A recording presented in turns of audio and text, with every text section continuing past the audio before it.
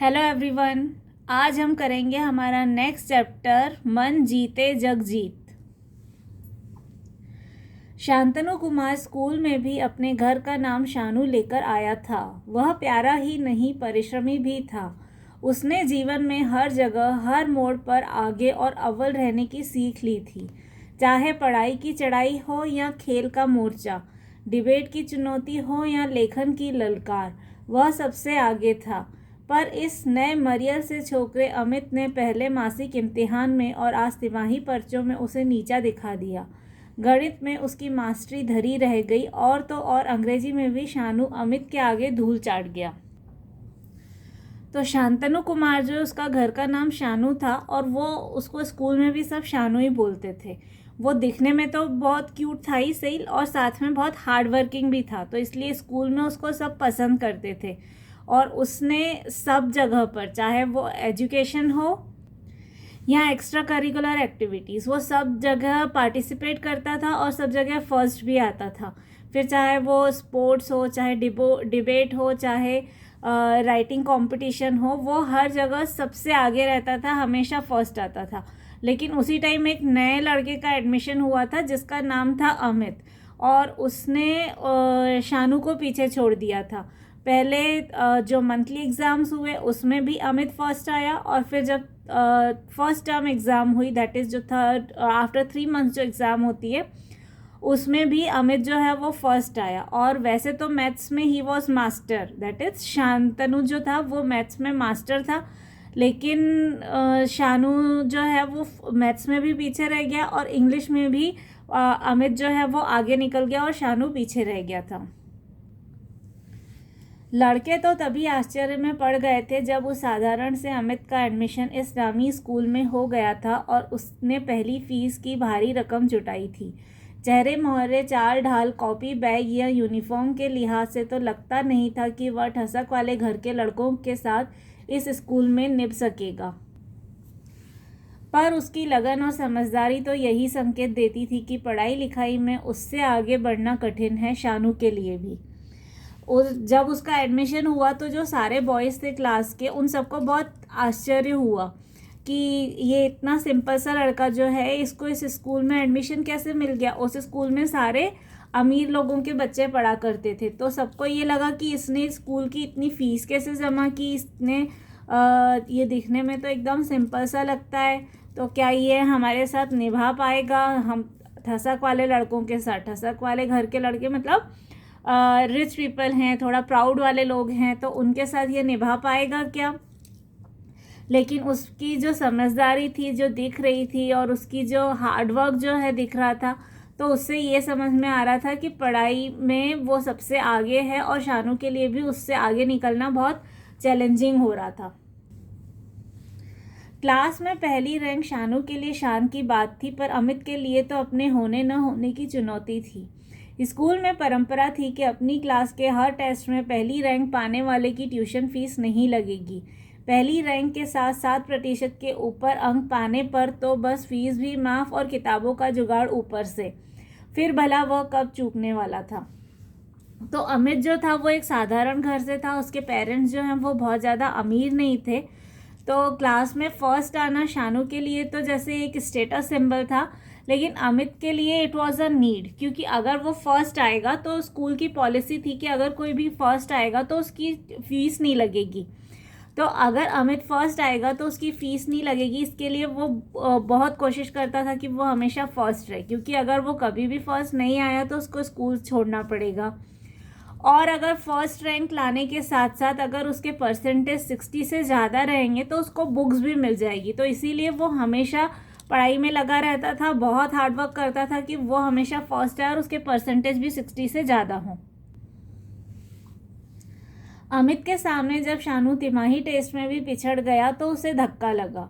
बड़े घर का बेटा होकर 2-2 ट्यूशन लेकर भी मैं मात खा गया। अब आगे छमाही परीक्षा में तो जैसे भी हो इससे आगे निकलना ही है, शानू ने गांठ बांध ली। फिर जब फर्स्ट टर्म का रिजल्ट आया तो उसमें भी शानू जो है वो पीछे रह गया। अमित फर्स्ट आ गया तो उसको बहुत धक्का लगा मतलब उसको बहुत बैड फील होने लगा कि वो बड़े घर का बेटा है, अमीर घर का बेटा है, 2-2 ट्यूशन लगाता है, फिर भी वो अमित से हार गया। अब हाफ ईयरली एग्ज़ाम में तो उसने डिसाइड कर लिया कि इससे आगे मैं निकल के ही रहूँगा। शानू ने गांठ बांध ली मतलब पक्का डिसाइड कर लिया कि अब तो ये करके ही रहना है। दूसरे दिन खाने की छुट्टी में हेलो अमित कहकर शानू ने उसे अपने पास बुला लिया। बोला, आओ अमित, आज मेरे साथ लंच करो ना। तो नेक्स्ट डे जब रिसेस हुई तो शानू ने अमित से दोस्ती करने की कोशिश की। उसने अमित को अपने पास बुलाया कि आ जाओ, आज मेरे साथ लंच कर लो। मैं तो घर से खाकर निकलता हूँ भाभी, सुबह ही सब। तो अमित ने बोला कि नहीं, मैं तो खा के निकलता हूँ भाभी, सुबह ही सब। अभी वो आगे कुछ कहता कि भाभी सुबह ही सब बना देती है या सुबह ही सब खाकर आता हूँ, इससे पहले ही शानू ने क्वेश्चन किया, क्यों माँ, दैट इज़ क्यों तुम्हारी माँ नहीं बनाती? माँ नहीं है पिताजी, यहाँ भैया भाभी के साथ रहता हूँ, वे मेरा बहुत ध्यान रखते हैं। तो अमित ने बताया कि नहीं, उसकी माँ नहीं है, वो अपने भैया भाभी के साथ रहता है और उसके भैया भाभी उसका बहुत ध्यान रखते हैं। पर तुम भी कभी किसी का ध्यान रखते हो? पूरे 3 महीने हो गए, कभी हेलो तक नहीं की। मैंने पहल की तो भी दूरी बनाकर बैठे हो।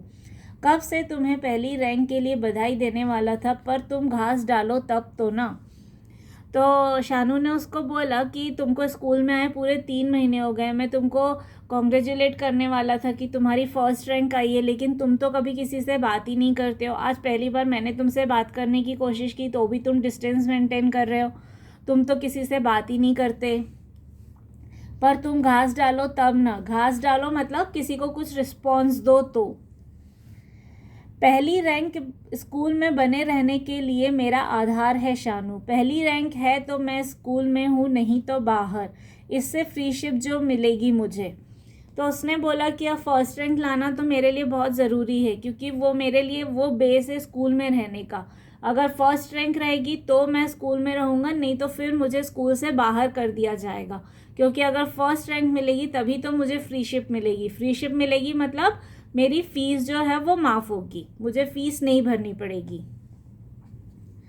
सवाल सिर्फ फ्रीशिप और कॉपी किताब का हो तो सब मैं जुटा दूँ, कहो तो तुम्हारी साल भर की फ़ीस जमा करवा दूँ।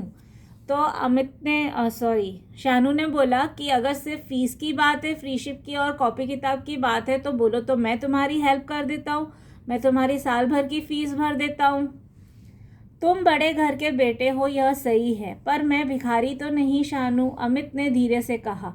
तो अमित ने उसको धीरे से बोला कि उसका भी सेल्फ रिस्पेक्ट है, वो कोई बैगर नहीं है कि जो भीख मांगे किसी के सामने जाके।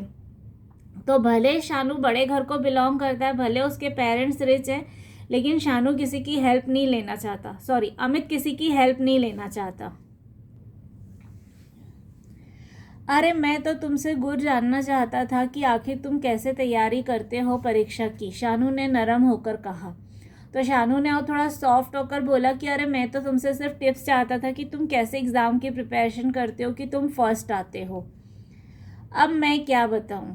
तो अमित ने बोला, अब इसमें मैं क्या बोलूं? तो मत बताओ, 6 मई परीक्षा में देखना अब, शानू ने जोर से कहा और मुंह फेर लिया। तो अब शानू को बहुत गुस्सा आ गया अमित के ऊपर कि मैं इससे इतनी बात करने की कोशिश कर रहा हूँ और ये कि मेरे को कोई रिस्पॉन्स ही नहीं दे रहा है। तो वो उसको चैलेंज करके चला गया, ठीक है मत बताओ, लेकिन अब 6 मंथली एग्ज़ाम में तुम देखना। और शानू 6 मई परीक्षा में अमित से आगे निकल गया। शानू की रैंक पहली और अमित की दूसरी। फिर जब 6 मंथली एग्ज़ाम का रिजल्ट आया तो इस बार अमित जो है वो पीछे रह गया और शानू जो है वो आगे निकल गया। शानू की फर्स्ट रैंक आई और अमित की सेकंड रैंक आई। कहो अमित, पिट गए ना आखिर? तो अब इस बार शानू ने बहुत प्राउडली उसको बोला कि देखा अमित, तुम पीछे रह गए ना। पिटा नहीं, पिछड़ गया हूँ, लेकिन आगे। तो अमित ने बोला कि मैं हारा नहीं हूँ, लेकिन हाँ पीछे ज़रूर रह गया हूँ, लेकिन अब आगे। तो अब वो उसके आगे कुछ बोलता तो शानू ने फिर उसकी बात काट ली। अरे आगे भी देख लेंगे, शानू ने सीना ताना और अमित सिर झुकाकर चला गया। 2-4 दिन बाद तो उसके कक्षा से गायब हो जाने की चर्चा भी हुई, पर कुछ दिन बाद सब भूल गए। अगर उसे कोई ना भूल सका तो वह था शानू। तो शानू ने बोला कोई बात नहीं, आगे भी देख लेंगे, और एकदम प्राउडली वो वहाँ से चला गया। और अमित जो है उसका मुंह छोटा सा हो गया, मतलब वो बहुत सैड हो गया। और 2-4 दिन बाद तक तो सब लड़के बात कर रहे थे कि अमित ने आना स्कूल बंद कर दिया, अमित ने स्कूल आना बंद कर दिया। फिर धीरे धीरे सब उसके बारे में भूल गए, लेकिन एक पर्सन जो था वो अमित के बारे में नहीं भूल पाया था, वो था शानू। अमित ने स्कूल से जाने के लिए दरखास्त लगाई थी, पर पिछली फीस वगैरह के बाकी रहते उसे टीसी नहीं दिया जा सकता था। तो अमित ने अप्लाई किया था कि उसका स्कूल से नाम काट दिया जाए, लेकिन उसकी पहले की फ़ीस नहीं भरी गई थी, इसलिए उसे टीसी नहीं दी गई थी और उसका नाम स्कूल से नहीं काटा गया था। अब उसको स्कूल से नाम कटवाना ही पड़ेगा, क्योंकि वो अपनी फ़ीस तो भर नहीं सकता था। तो नौबत यहाँ तक आ गई कि अमित को स्कूल छोड़ना पड़ रहा है। शानू ने सोचा, उसने कहा भी था कि पहली रैंक आधार है मेरे स्कूल में बने रहने का। मैंने तो उसका आधार ही उखाड़ फेंका, पर क्या अपनी मेहनत, काबिलियत और ईमानदारी से उसे पहली रैंक से गिराया है मैंने गणित के पर्चे में कैलकुलेटर इस्तेमाल किया था, सबकी आंख बचाकर इंग्लिश के पर्चे में भी 10 नंबर की नकल मारी थी। लेकिन अमित की पढ़ाई तो अटक गई बीच में। क्या मैं गर्व कर सकता हूँ इस रैंक पर? हाँ, मैंने अमित की ईमानदारी से पीछे कर दिया होता तो मुझे कोई मलाल नहीं होता, पर आज उसका स्कूल छूट गया, शानू ने सोचा और उदास हो गया। तो नाउ शानू इज़ रिग्रेटिंग कि उसकी वजह से अमित को स्कूल छोड़ना पड़ा। शानू मन ही मन सोचने लगा कि अमित ने उसको बताया भी था कि फर्स्ट रैंक के बेसिस पर ही वो स्कूल में रह सकता है, किसी भी दिन अगर उसकी रैंक फर्स्ट नहीं आई तो उसको स्कूल छोड़ना पड़ेगा। और शानू को सबसे बड़ा रिग्रेट इस बात का था कि उसने अमित को पीछे जब छोड़ा था तो वो उसने अपनी हार्डवर्क और अपनी मेहनत के लिए वजह से नहीं छोड़ा था, बल्कि उसने चीटिंग की थी। उसने मैथ्स के पेपर में कैलकुलेटर यूज़ किया था और इंग्लिश के पेपर में भी 10 मार्क्स की उसने चीटिंग की थी। 10 मार्क्स का उसने देख के लिखा था, लेकिन अमित की पढ़ाई जो है उसकी वजह से छूट गई। तो उसको बहुत रिग्रेट हो रहा था कि उसकी चीटिंग की वजह से किसी और का फ्यूचर ख़राब हो रहा है। तो वो यही सोचने लगा कि अब मैंने फर्स्ट रैंक तो ले आया, लेकिन I can't be proud on my first rank, क्योंकि मेरी चीटिंग की वजह से फर्स्ट रैंक आई और उसकी वजह से किसी का स्कूल छूट गया, किसी का फ्यूचर ख़राब हो गया। फिर तो शानू में न उछा रहा न शेखी। अगले माह फिर टेस्ट हुए और वह कक्षा में दूसरे होशियार लड़के से कई नंबर से आगे रहकर पहली रैंक भी ले आया, पर उसमें हुलास न जागा। उसे यही लगता रहा कि अगर अमित होता तो उससे आगे निकल जाता। अमित के रहते 100 में से 65 नंबर आते थे, तब जाकर शानू की दूसरी रैंक बनती थी, और अब उसके चले जाने पर 62% पर पहली रैंक बन गई है। और वह एक निश्चय के साथ उठ खड़ा हुआ। तो अब शानू में कोई भी एक्साइटमेंट नहीं रहा। जब भी वो फर्स्ट आता था उसको किसी भी चीज़ का ना कोई एक्साइटमेंट होता था, ना वो प्राउडली सबको बताता था कि उसकी फर्स्ट रैंक आई, वो फर्स्ट आया। और नेक्स्ट मंथ जब टेस्ट हुए तो वो फिर फर्स्ट आया। क्लास में जो दूसरे होशियार बच्चे थे उनसे वो सबसे आगे आया, लेकिन इस बार उसको कोई एक्साइटमेंट नहीं हुआ। उसको यही लग रहा था कि अगर अमित होता इस एग्ज़ाम में तो वो ज़रूर अमित से पीछे रह जाता, क्योंकि अमित उससे पढ़ाई में ज़्यादा अच्छा था। जब अमित होता था क्लास में उस टाइम पर वो 65% लाता था, तब भी वो क्लास में सेकंड आता था। और अब अमित नहीं है और उसके सिर्फ 62% आए हैं, फिर भी उसकी क्लास में रैंक जो है वो फर्स्ट आई है। तो उसको ऐसा लग रहा था कि उसकी कंपटीशन ही नहीं रहे, तो उसको पढ़ाई का कोई एक्साइटमेंट भी नहीं हो रहा था। फिर उसने मन ही मन कुछ डिसाइड किया और वो उठ के खड़ा हुआ। दूसरे दिन वह अमित के दरवाजे पर दस्तक दे रहा था। वह आज कार से नहीं, स्कूटर से ही उसके यहाँ पहुँचा था। दरवाज़ा खुला और सामने शानू को पाकर अमित चौंक पड़ा। तुम आओ, कहाँ बिठलाऊं तुम्हें? यहीं मेरे बक्से पर बैठ जाओ। अमित अचकचा गया। तो नेक्स्ट डे अमित जो है शानू जो है वो अमित के घर गया, और इस बार वो उसके घर कार से नहीं गया था बल्कि स्कूटर से गया था। तो जैसे ही घर का दरवाज़ा खुला, अमित ने दरवाज़ा खोला तो सामने शानू को खड़े देखकर वो एकदम चौंक गया। एकदम उसको सरप्राइज़ हुआ कि अरे अमित कैसे आ गया, और वो एकदम से अचकचा गया मतलब सोच में पड़ गया कि अभी ये आया है, बड़े घर का बेटा है, इसको मैं कहाँ बिठाऊं। तो वो उससे पूछने लगा कि अरे मैं तुम्हें कहाँ बिठाऊं, एक काम करो तुम मेरे बक्से पे बैठ जाओ, दैट इज़ मेरे सूटकेस के ऊपर बैठ जाओ। अमित, ऐसी क्या बात है, यहीं दरी पर बैठ जाता हूँ, तुम मुझे पानी तो पिलाओ। And now Shanu is very down to earth. वो बोलता है कि अरे अमित तुम प्लीज़ बॉदर मत करो, मैं यहीं नीचे दरी पर बैठ जाऊँगा, दैट इज़ नीचे मैट पर बैठ जाऊँगा, तुम सिर्फ मुझे पानी पिला दो। क्यों नहीं अभी लाया, तुम बैठो, कहकर जब अमित रसोई में गया तो शानू ने चारों तरफ नज़र डाली। गरीबी और मायूसी भरी थी उस घर में। तभी पानी लेकर अमित आया और सिमट कर खड़ा हो गया। तो जैसे ही शानू ने पानी मांगा तो अमित ने कहा हाँ हाँ अभी लाता हूँ, तुम बैठो। तो वो किचन में गया पानी लाने के लिए। तो शानू ने पूरे घर को देखा तो उसको यही लगा कि इस घर में कितनी गरीबी है। और उसी टाइम पर पानी जो है अमित जो है वो पानी लेकर आया और उसके पास आकर खड़ा हो गया। लाओ बैठ जाओ मेरे पास, शानू ने कहा। तो वह बैठ गया और बोला इधर कैसे आना हुआ शानू। तो शानू ने कहा कि आओ अमित मेरे पास बैठ जाओ। तो वो आके शानू के पास बैठ गया और फिर उससे पूछा कि आज तुम्हारा मेरे घर कैसे आना हुआ। अपनी करनी पर पछताने माफ़ी मांगने आया हूँ तुम्हारे पास। तो शानू ने अमित को बोला कि मैं तुमको सॉरी बोलने आया हूँ। पछताने माफ़ी मेरे पास। तो अमित को फिर अचंभा हुआ कि अरे मेरे से माफ़ी मांगने क्यों। हाँ मैंने तिकड़म भिड़ाकर इम्तिहान में तुम्हें पीछे कर दिया और हथियाली पहली रैंक, शानू कह गया। मैं समझा नहीं। तो शानू ने उसको बोला कि एग्ज़ाम में मैंने चीटिंग की थी और इसलिए मुझे पहली रैंक मिली थी और उसका मुझे बहुत रिग्रेट है, तो इसलिए मैं सॉरी बोलने आया हूँ।